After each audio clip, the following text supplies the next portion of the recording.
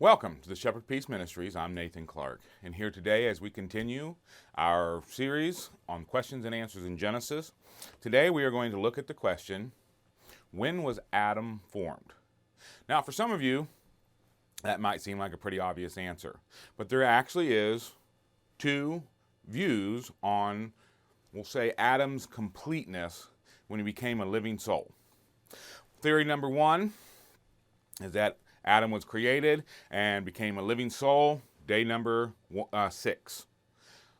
A second one would be that Adam's soul was created on day number 6 and that his body was formed on another day.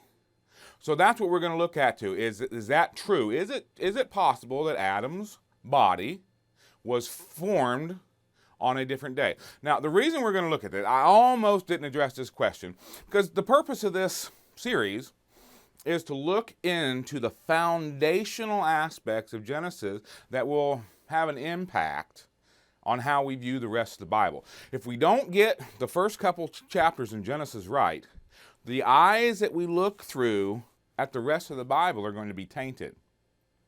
So how is this question going to play out in understanding the rest of the Bible? Well, here's where this question can get us in trouble, if we get it wrong. And then again, however God wants to do this, I'm perfectly acceptable. But we do need to make sure that we're looking at this right, because it'll open up certain doors depending on the answer that we get. And the door that it will open is a second opportunity for a gap theory. Now, here's how this would play out. If Adam's body was formed, and now when I say formed, this is not a new creation. So we'll say the first argument, well, Adam's body was formed. Well, God said he stopped all of his creating on day number 6. No, the argument would be is that Adam's physical body was formed out of already created matter. There's no new part of creation happening. God just taking what's already created and bringing it together and forming a physical body out of it. And then placing a soul. But here's the thing. We know that the beginning of time started in Genesis chapter 1, verse 1. In the beginning. In the beginning of what? The beginning of measurable time. And then we find in the following verses that the first day was that first increment of measurements. A morning and an evening is the increment that we have to measure that time. A day. But once we come to the end of that week and we have the Sabbath, we'll say the position that you and I, the starting point that we have to measure that time, to measure that beginning, starts with Adam. Nobody else. Not with Eve, just Adam. So if we don't know where Adam started, we don't know really where the beginning is as far as years. We know that in the beginning was the beginning, but we can't be for certain when that beginning was. But if we can connect the beginning to Adam, then we can measure time from today all the way back to the first day of the Bible. Let me show you how this works. We'll turn to Genesis chapter 5. Genesis chapter 5, verse 1. And we begin. This is the book of the generations of Adam. In the day that God created man, in the likeness of God made he him, male and female created he them, and blessed them, and called their names Adam, in the day when they were created. Now verse 3, so here we have, we'll say, the timeline for Adam. It's beginning right here. This is Adam. He's the first man. This is the first timeline. So if we get this right, it's important, because once we get to verse 3, it says, Adam lived 130 years and begat a son in his own likeness, after his own image, and called his name Seth. So now we have a length. Adam was born. Adam lived this long. Adam had a son. His name was Seth. We jump down further. We come along. Seth lived a certain length. Then he had a son. That son, we drop down a little further. He lived a certain length. He had a son. And now this is all we have to do. All we have to do is just add it all up. And we get an incredibly accurate timeline all the way up to Jesus. And then from Jesus up to this time.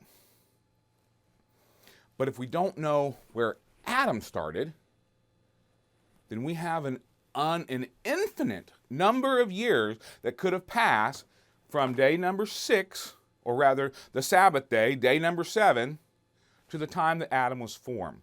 So that's why it is important for us to look at this question. Is there a potential gap theory here? Is there a gap between the creation week and Adam's present here on this earth? And if there is, then that's going to change how we view creation as far as a young earth versus a potentially old earth, and how that's going to relate to the world and to the idea of evolution. So let's look.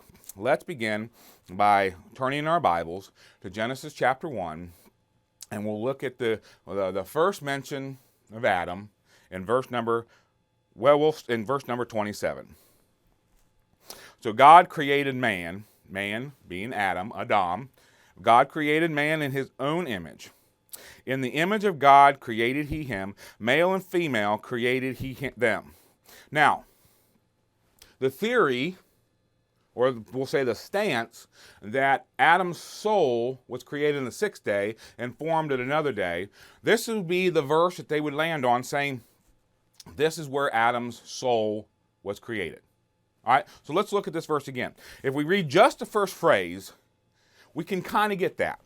It says, so God created man in his own image. Now, man could be plural or it could be singular here, depending on whether it's talking about he created this man or he created mankind. Now, if it means mankind, then we're talking about God created a lot of stuff all at once, which would then indicate that perhaps it's speaking of all the souls, because obviously I wasn't born then, and you weren't born then, so we couldn't have all been there with Adam unless he's talking about something other than our physical body, and that would be our souls.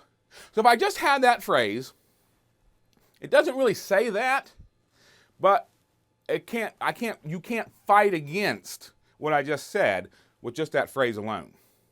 But let's look at the next phrase. The next phrase, it says, in the image of God created he him. Now we're getting specific. See, that first phrase, we could say, oh, well, is it specifically Adam, or is it Adam kind? The next phrase says, created he him. One. Just one. Now we know we're talking about just one man. Not mankind, but just one man. Okay, and then we know that to be Adam. And then we read on, it says, male and female created he them.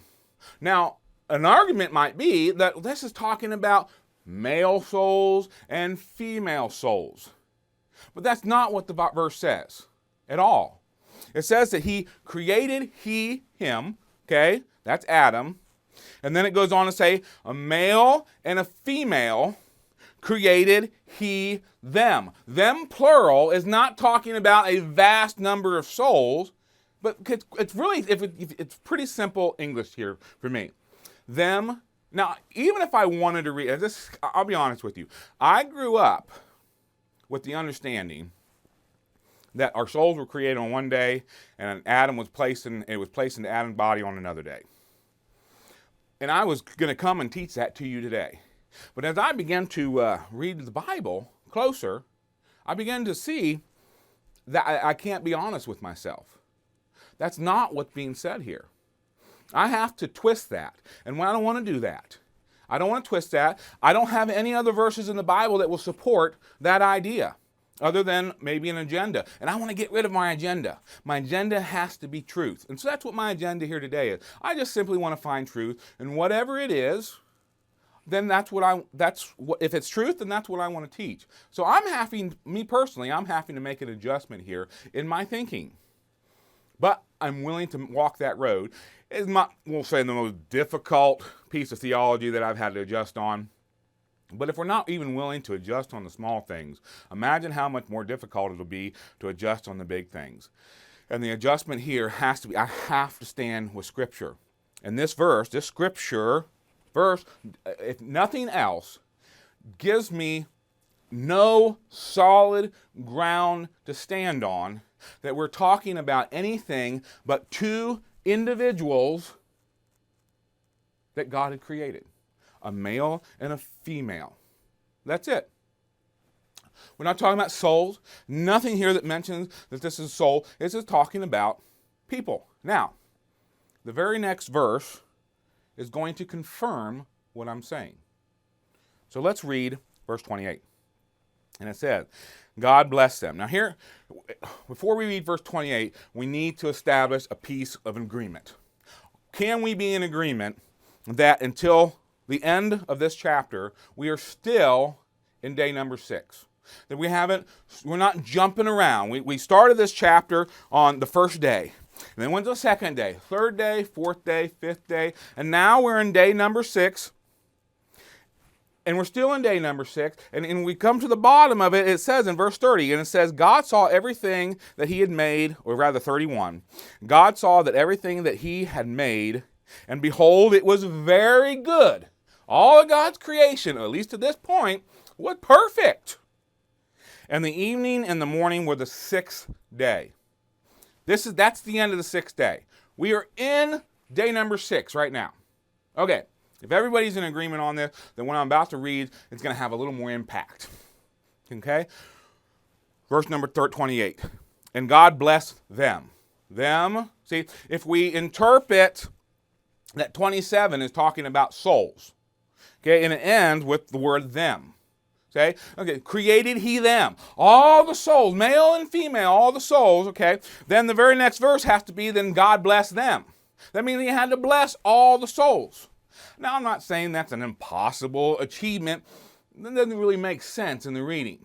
But if I interpret it this way, that God created Adam and Eve, and then the next verse it says, and God blessed Adam and Eve, intellectually, it just makes more sense. Now, I don't want to lean on my own understanding, but we have to apply some common sense. We just can't make up what we want. There's nothing there that I've read so far that would indicate that we're talking about souls unless I make it up, unless I add something to it. And I don't want to add something to it. So I can't add anything to it. There's nothing suspicious yet. There's no red flags in the language. It's not like there might be a hidden secret in some of the wording, because that happens sometimes where we say, well, we need to look deeper. There's nothing there. It seems to be, at this point, pretty straightforward. I've created a man and a woman. Verse 28 said, God blessed the man and the woman.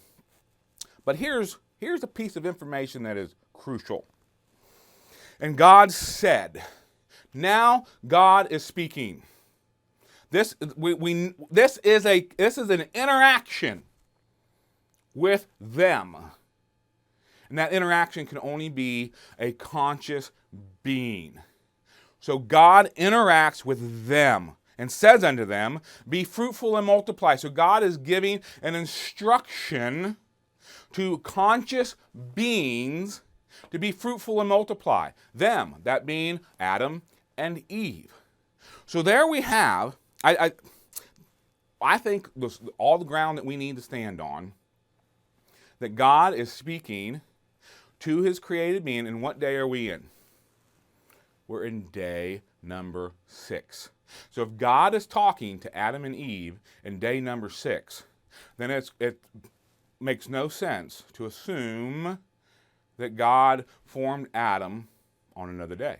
In fact, there's no assumption there at all. It literally says that he didn't form Adam on another day, but that he formed and created and placed a soul, and everything that was necessary for Adam to be a conscious person happened right there. But how do we get this idea that maybe there was a second day or another day? Well, if we move to chapter 2, we begin to see that there's something that's unfolding here. And it begins in verse number 7. And it says, and God formed man out of the dust of the ground and breathed into him the nostrils, the breath of life, and man became a living soul. So now we're in chapter 2. So chapter 1 was all of creation, and we clearly said that at the end of chapter 1 was the end of the first 6 days. So what day are we talking about in chapter 2? That must be, well, it couldn't be day number 7 because that's the Sabbath, God's resting. So it has to be another day after the Sabbath, right? And it says that God in this other day formed Adam. Now, is that what's being said? Well, we have a hint. Let's drop back to verse number 1 in this same chapter. Chapter 2, verse number 1. And the heaven and the earth were finished, and all the host thereof, of them. So that's everything. That's you, that's me, as far as, we'll say the physical earth is created. That's the angels. That's everything that involves creation. And I may not have the greatest understanding of what that is. My understanding of creation would be to build a car. But I assure you that's not the same understanding that God has of creation. But whatever that is, we know it's done. Because he says it right there. All the hosts are everything. All of creation is finished. Verse 2. And on the 7th day, God ended all his works, and he rested on the 7th day from all his works which he had made. And God blessed the 7th day and sanctified it. And because that in it he had rested from all his work which he had created and made. Verse number 4. Now we're getting ready to go into an explanation of what day we're talking about here. These are the generations of the heavens and the earth. What does that phrase mean? What that means is this is looking back and recapping creation, which we know was 6 days. So what we're going to do is we're going to recap the previous 6 days. It says these are the generations. It doesn't say now this is the next day. No, it doesn't say now looking forward. It says no, we're now looking back. These are the generations of the creation. Now looking back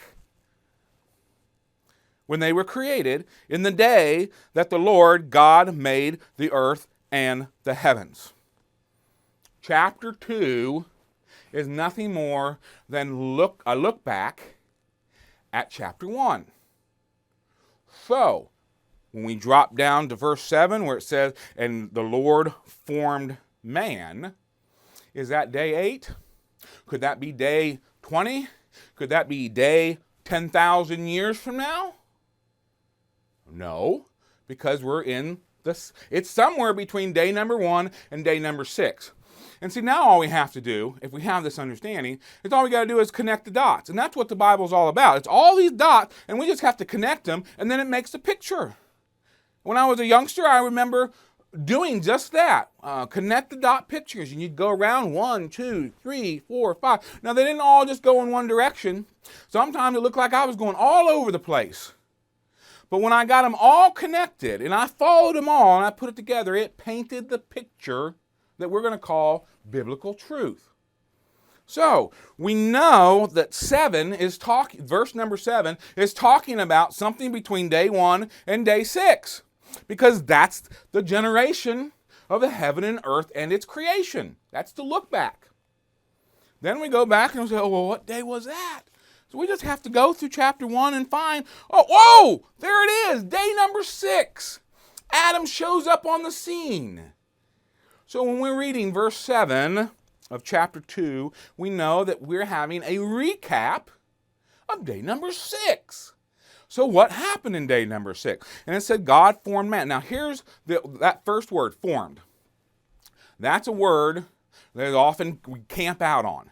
We go and say, okay, God formed. Now formed can be different than created, right? Creation means, and I already kind of explained that the position is that formed is taking what's already created and just molding it into something else. And the Bible does discuss that we are clay in the potter's hands, and we'll say the clay represents the creation, and then God just kind of forms us into the shape that he wants. Is that what's happening with Adam? Well, I'm not saying that's not happening with Adam, but what I will say is that it's not unique to Adam. This is not something special that happened only to Adam. This is showing that it has to be another day, because all of other creation, they were put together and up and running on the same day. But Adam was formed. He had a creation and then he had a formation. This is two separate processes. So that surely didn't happen the same day. Well, let's look at that word formed. Let's jump a little further into this chapter. And again, this chapter is to recap. And let's see what it says about the animals. So verse number 19. It says, out of the ground the Lord God formed every beast of the field and every fowl of the air, and brought them unto Adam to see what he would call them, and so forth. The animals were formed too. That's what it just said. It says that all land-dwelling animals and the birds were formed out of the dust of the earth, out of the ground. So if we're going to have the stance that Adam was formed at a different time in history than he was created, then we have to have the exact same stance with the animals. Does that make sense? That God created the animals, their souls, and then later he comes along and put the body to them? No, I've never heard that argument. It doesn't really fit the Bible. And you would think something that unique would have been mentioned later on in Scripture. Because, the prophets and even the apostles, they love to go back and find these analogies, these supernatural events that happen in the Bible to kind of make their point. And nothing would be more unique than the idea that an animal was created this day and then God formed his body another day. Or the same with man. And there isn't. So the idea that formed separates Adam out from the rest of creation is not true, because it's clear that animals were also part of being formed. And so if we believe that the animals were created and the bodies were formed all at the same time, then we have to apply that same principle to Adam. The next, I don't know what number we're on yet, but the next position that we might have, there's a little phrase in there that indicates, we're placing something into Adam. That Adam is alive, but he's not a living soul yet, and then something placed into him. And so we read on, it says, and out of the dust of the ground, and breathe in, this is God breathed into his nostrils the breath of life. And man became a living soul. Now, many interpret this phrase, breath of life, to mean soul. That is our consciousness. We have to be careful with the word soul and spirit in the Bible, because sometimes it's referring to the deep inner supernatural aspects of us. And other times it's just talking about being alive. Sometimes just talking about breathing. But here we're talking about our consciousness, if in fact that's what it's saying. But there's a couple, I'm gonna do some cross-referencing here. But before I leave this, there's a key word in here that we just kind of skip over if we take that position that this is God placing a soul into our body. And that is, he breathed into his nostrils. Now, we have breath, we have life, we have nostrils, we have breathe. Now, if I was just to utilize that by itself and not use any imagination, we'll say initial understanding of that would be that Adam got his first breath. God placed through his nostrils, that's what I breathe through, my nostrils. If I don't breathe through my nostrils, I'm not living. I have some issues. Without breath, there is no life. And that's what we're going to see here in just a minute. As we do begin to cross-reference these verses, we're going to see that phrase, breath of life, is used in other places in the Bible. But even if I don't leave right here, that by itself isn't saying, I have to read into it. I have to say breath of life means more than breath of life. It must have some deeper meaning. And don't get me wrong. Sometimes the Bible uses very simple phrases to describe very complicated things. But it has to be confirmed by other verses. So let's look at other verses on this topic. So let's turn to Genesis chapter 6. Just a few pages over. We get into the area of the flood. Genesis chapter 6, verse 17. And behold, I, even I, do bring a flood of water upon the earth. This is God. He's letting everybody know about there's a flood coming to destroy all flesh. We're all living. Okay, all flesh, all living beings, but there's going to be a stipulation on what this kind of, it's not just any flesh, but it's all flesh that have this characteristic. And what's this characteristic? All flesh wherein the breath of life. Wherein is the breath of life? From under heaven, and everything that is in the earth shall die. Now, what's that verse saying? It's pretty simple. It's saying that everything that breathes is going to die.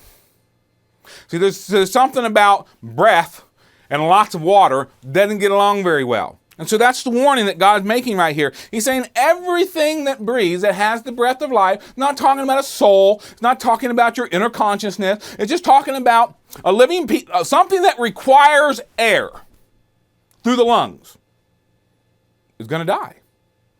All right? Another witness. Genesis chapter 7, verse 15. And they went unto Noah. And they being the animals, went in unto Noah into the ark, 2 by 2 of all flesh. Now this is the animals. Okay? They marched in 2 by 2. We can go to other verses to prove that that's exactly what's happening. These are the animals marching into the ark, 2 by 2. So we're talking about animals, not people. Of all flesh, wherein? Okay, here it is. It says, all the animals that have this particular characteristic about them. Okay? What's that characteristic? All flesh, or all animals, wherein is the breath of life. Breathing animals.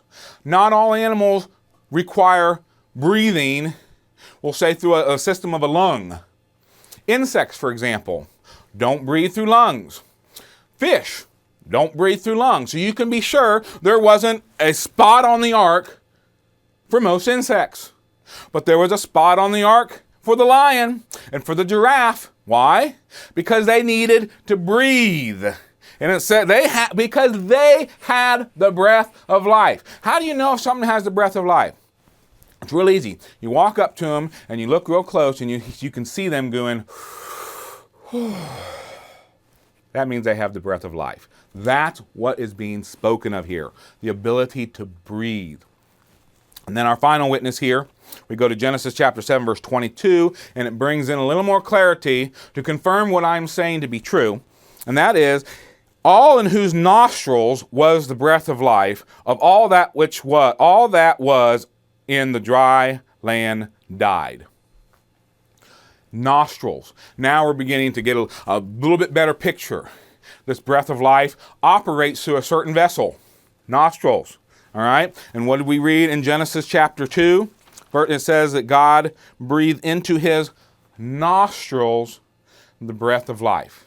Now we can go on and on and on, rather lengthy, looking into breath, life, and nostrils. And what we'll find is in all except for one verse, which I'm going to show you right now, all but one verse is clear, at least to me, that we're talking about breathing or blowing or taking a breath. But there is one verse in Job, and I don't want to leave without addressing this verse. If someone knows this verse, they say, oh, Nathan skipped over that verse on purpose. No, I'm not trying to mislead anyone. But there is this one verse, and when we look at it, we'll see that we have an explanation for it. But that being said, let's say that I didn't have an explanation for this verse. It's just this one verse. Am I going to build, this is a rather important piece of theology, am I going to build the idea that Adam might have been put together on a different day because he didn't possess the breath of life, or he didn't have a soul in him, and that the soul was created at another time, all off of one verse? A lot of theologians do this. But I'm going to incorporate the bigger aspect of the Bible. And the bigger aspect of the Bible is that the phrase breath of life is referring to breathing. But let's look at this first. We're at Job 27, verse 3. And the while my breath is in me. Now this means Job is saying, I'm alive. Because that's what breath is. Breath and life are kind of synonymous in many ways when we look at it from a biblical perspective. So Job is saying, and all the while that I'm alive, I'm breathing, okay? And the Spirit of God is in my nostrils. Okay, so now we have this phrase, the Spirit of God is in my nostrils. We have nostrils. Okay, well, I can cross-reference that back to Genesis 2, can't I? Okay, yeah, you could. And now I got the Spirit of God. That seems more like a soul aspect than a breathing aspect. And I don't argue that. That's true. But here, first off, we have the Spirit of God. When that doesn't say a soul. And here's what the verse said. And this is what it says for me. I don't want to imply that there's no other way to interpret this. But I have discussed this, and I've looked into the commentaries, and I've applied my understanding of the Bible. And here's what I think this is what it says. It says that all the while my breath is in me, all the while that I'm alive, and the Spirit of God is in my nostrils, which means the life. What it's saying is that I'm breathing, and because God allows me to breathe, that's when it says the Spirit of God is in my nostrils, it means the permission to breathe is present. I had permission from God to breathe. And the verse is referencing that at any point God can take my life from me. And at this point, I have been given permission to breathe. And I have evidence of that because the breath is in me. I'm breathing. This verse is not talking about souls. It is talking about breathing, and it is talking about having life. So whatever road you want to go down to, and it says the Spirit of God is in my nostrils, is not saying that in my nostrils floating around a soul. It is referring to the fact that the very fact that I can breathe is because God's presence is still in my life. God is allowing me to be alive. Now that is the only verse that I have in the Bible that in any way could support a somewhat supernatural aspect of Genesis chapter 2, verse 7, the breath of life being the entrance of a soul. So in closing, in recapping, we have in chapter 1, verse 28, that God spoke to Adam and Eve in day number 6. That places Adam and Eve in a certain time period. And here's the thing. Now I know where Adam is time-wise, day number 6. Now I can trace back to the beginning of creation. How do I do that? I walk back 5 more days. I know the earth is young. This is important, and I'll tell you why it's important, because evolutionists, and all their big words and their ways of smokes and mirrors, they need one thing to make any of it work. One thing. And that's time. If they don't have time, evolution falls flat on its face. And they are desperate to convince you and me that this earth is millions and billions of years old, because that's the only way they can explain their ridiculous understanding of life. Now that we know that Adam was created and formed on day number 6, we go to chapter 5, and we can begin to start counting up the years. And we know that, so now we know where Adam began. Now we count back 5 days. So we know the earth is 5 days older than Adam. We know when the beginning is, which places the earth around 6,000 years. Now, this is not only important for the secular evolutionists, but there is a rising movement in the churches, for microevolution, to try to explain all the different varieties that we see in the world. And they need time as well. So the microevolutionists, they're all about this too. They think, well, that's a good opportunity. So knowing when Adam is born, it kind of puts an end to that understanding as well. Because microevolution, although it doesn't need millions and billions of years, they still need more time than we have in the Bible to get a tiger to turn into a lion.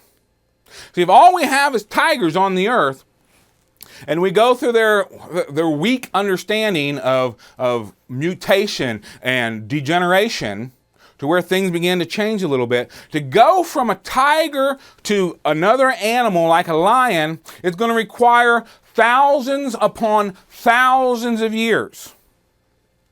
And so in order to describe, well, how do we get a tiger and how do we get a lion? That's because there was more than just a tiger created. There had to be at least, and I believe there was more, but there had to be at least two kinds. There had to be a tiger and there had to be another kind, or there had to be a lion and there had to be another kind. And then from that, you can get the third, and then you can get the fourth, and then you can get the fifth, and then you can get into some really big varieties, as we see today. But that didn't come from microevolution.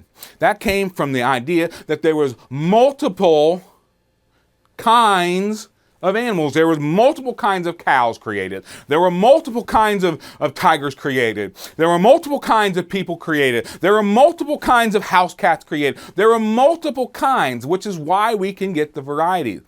But for a microevolutionist who wants to fight against that there was only one kind of each, there was just one cat, there was just one dog, there was just one everything, they need time. And so they'll embrace this. But to embrace that would be false, because Adam was spoken to on day number 6. The only evidence, and I mean little evidence, that we have that anything happened outside of day number 6 would happen in chapter number 2, and we can clearly see that this is a recap of day number 1, 2, 3, 4, 5, and 6. The reference to Adam is day number 6. It is a recap. We cannot have any grounds to stand on as far as formed, because God formed man just like he formed animals, and we cannot stand on the grounds of breath of life because it's simply talking about giving him something to breathe. Well, those are my thoughts today, and I hope they're helpful for you. May God bless you and have a wonderful day.